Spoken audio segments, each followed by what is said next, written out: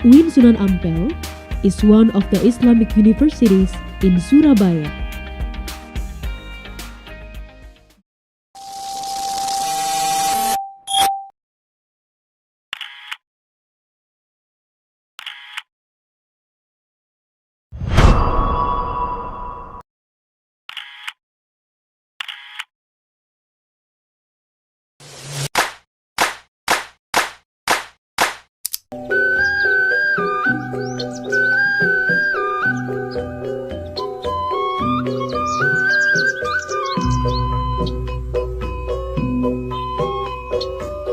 Assalamualaikum warahmatullahi wabarakatuh.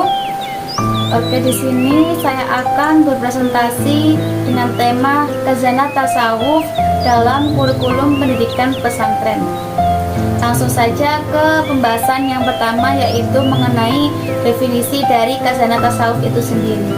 Seperti sudah dijelaskan di PPT, ada beberapa arti dari Khazanah itu sendiri, yang mana intinya itu adalah Khazanah Tasawuf itu merujuk pada warisan spiritual dan intelektual yang berkaitan dengan tasawuf dan sufisme yang ada dalam tradisi Islam itu sendiri. Nah, tasawuf itu merupakan aspek mistik dalam Islam yang menekankan pada pengembangan spiritual, kemudian pengendalian diri dan pendekatan diri kepada Allah, yang mana Khazanah Tasawuf itu mencakup berbagai tulisan, ajaran, dan praktik yang berkaitan dengan pembersihan jiwa dan pengendalian nafsu serta pemaknaan makna hidup. Kemudian selanjutnya kita akan membahas ke bagian yang kedua, yaitu tentang Khazanah Tasawuf dalam kurikulum pendidikan pesantren. Nah, Khazanah Tasawuf dalam kurikulum pendidikan pesantren itu merujuk pada nilai-nilai spiritual dan moral yang akan diajarkan kepada para santrinya, yang mana lewat pendidikan tasawuf yang ada di lingkungan pondok pesantren itu sendiri. Pendidikan tasawuf itu tidak hanya berfokus pada ibadah dan ritual saja, tetapi dalam tasawuf ini juga memberikan perhatian mendalam tentang pengembangan karakter dan budi pekerti kepada para santri, sehingga para santri ini dapat memahami dan menginternalisasikan ajaran Islam secara komprehensif.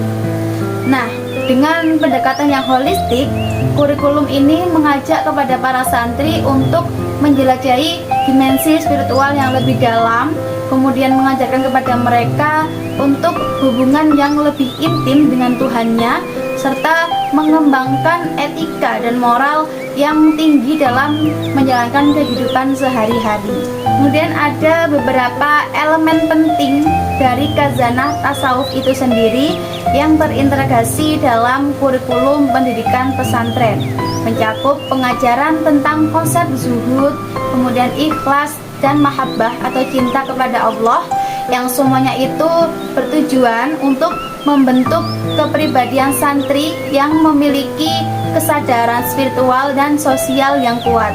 Nah, melalui penerapan nilai-nilai tersebut itu diharapkan santri itu tidak hanya menjadi individu yang terampil dalam ilmu agama saja, tetapi juga mampu berkontribusi secara positif terhadap masyarakat dengan menerapkan nilai-nilai kemanusiaan dan interaksi mereka.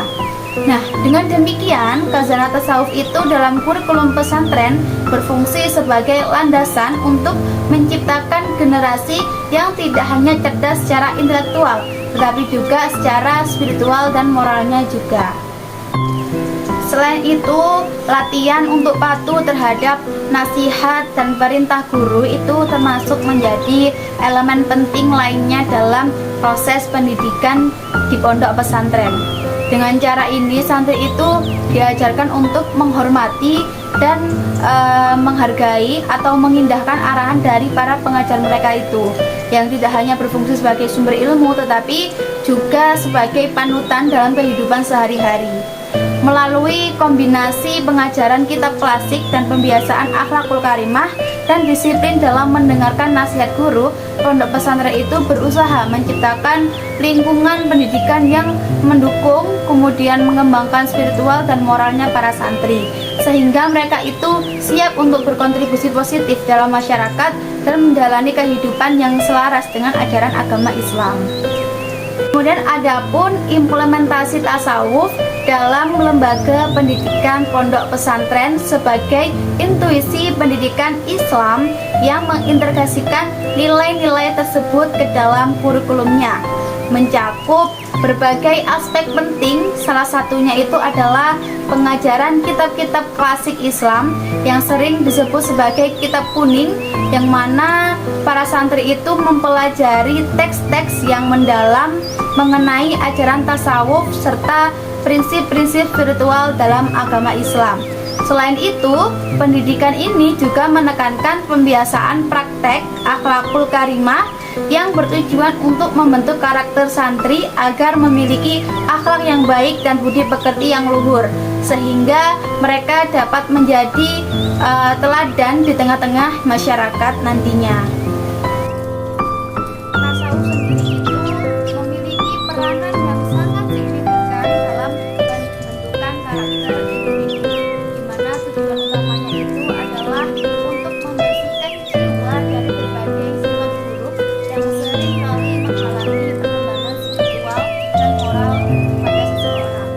Proses pembersihan jiwa itu tidak hanya bersifat simbol saja, tetapi merupakan upaya yang nyata untuk membebaskan individu itu dari keterkaitan pada sifat-sifat yang negatif yang dapat merusak diri sendiri dan lingkungan di sekitarnya. Nah, dengan demikian, tasawuf itu berusaha untuk mengisi jiwa dengan sifat-sifat yang terpuji, yang mencerminkan akhlak mulia, sehingga individu itu dapat tumbuh menjadi pribadi yang lebih baik, kemudian berintegritas dan memiliki kepedulian terhadap sesama.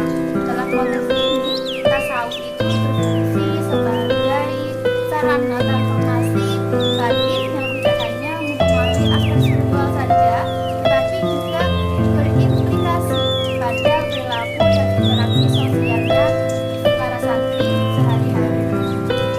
Selanjutnya, untuk mencapai tujuan tersebut ada cara tertentu yang harus ditempuh. Yang pertama yaitu dengan cara wirid, yaitu melafalkan doa atau zikir secara berulang kali. Kemudian yang kedua, membiasakan terhadap sifat-sifat mulia seperti warok, zuhud, qanaah, ikhlas, ridho, dan sabar, yang mana merupakan bagian dari integral dari perjalanan tasawuf yang tidak terpisahkan.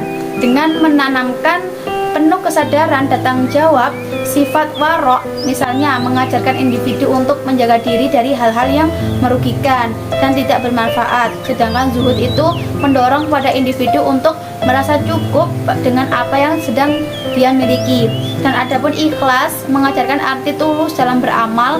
Ketika karakter ini telah terbentuk, individu itu tidak hanya akan menjadi pribadi yang lebih baik, tetapi mereka itu juga akan mampu memberikan dampak positif bagi lingkungannya juga.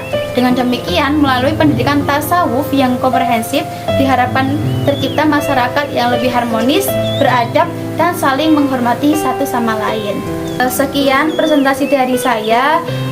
Apabila ada kurangnya, mohon maaf yang sebesar-besarnya. Akhirul kalam, wabillahi taufik wal hidayah. Wassalamualaikum warahmatullahi wabarakatuh.